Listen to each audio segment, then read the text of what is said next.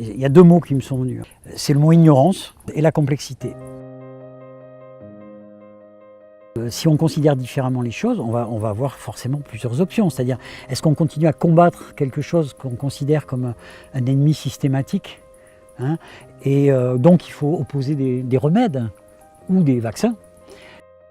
Pasteur a tué beaucoup de gens, hein, beaucoup d'enfants avec son vaccin, qui n'était pas un vaccin, qui était l'inoculation de la rage, c'est pas un vaccin. Tu peux développer la rage dans 5% des cas. Ça dépend où tu as été mordu.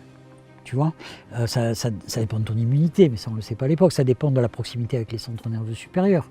Mais tu ne développes pas la rage à tous les coups.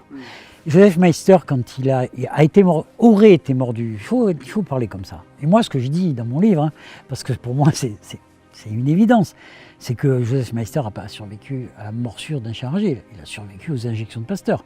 Ces dogmes pasteuriens, comme le fait que le monde intérieur serait stérile, que la contagion serait systématique, qu'à partir du moment où tu es en contact avec quelqu'un qui porte un micro-organisme, oui, peut-être il va te le transmettre, mais que s'il te le transmet, tu vas tomber malade. Ces dogmes sont totalement erronés. Est-ce qu'un phénomène comme une épidémie est un phénomène naturel, là j'aime bien mettre mes petits guillemets, ou est-ce que c'est un phénomène anthropique? Est-ce que nous sommes responsables, en tout ou en partie, des épidémies? Mais surtout qu'on pourrait éviter autrement. Ça, il faut insister là-dessus. Il y a une autre manière d'aborder les pathologies. Pour moi, l'émergence des pathologies, individuelles ou collectives, signe un déséquilibre. Arrêtez votre délire, on est composé de microbes. Les microbes sont les constructeurs de ce monde. C'est-à-dire c'est eux qui ont fait qu'on vit dans cette atmosphère-là. En fait, ils sont à l'origine de l'émergence de tout le reste du vivant. Et ils maintiennent ce vivant. Il n'y aurait pas d'arbres s'il n'y avait pas de symbiose avec des microbes. Nous, si on n'avait pas nos flores intestinales, on n'existerait pas. C'est énorme de développer ça parce que c'est la remise en question totale du dogme pasteurien. On a des systèmes intérieurs, le fameux système immunitaire qui sait dialoguer avec le monde microbien. Toute l'information dont on a besoin pour s'adapter circule par le monde microbien. Notre génome, notre fameux génome, notre ADN, sacro-saint ADN humain, aujourd'hui, on considère qu'il est constitué à plus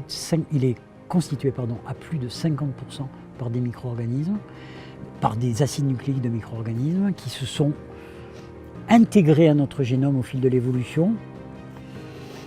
C'est ce qu'on appelle des endosymbioses. Pasteur disait, chaque famille microbienne est isolée, séparée. Béchamp, en face de lui, disait non, ils peuvent se transformer les uns dans les autres. Un virus, on a dit que ce n'était pas vivant. C'est un acide nucléique, un ARN ou un ADN, donc une information. C'est une information.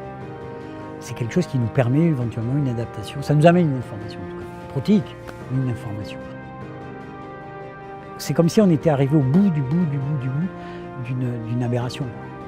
C'est-à-dire que la vaccinologie est devenue, pour moi, non plus...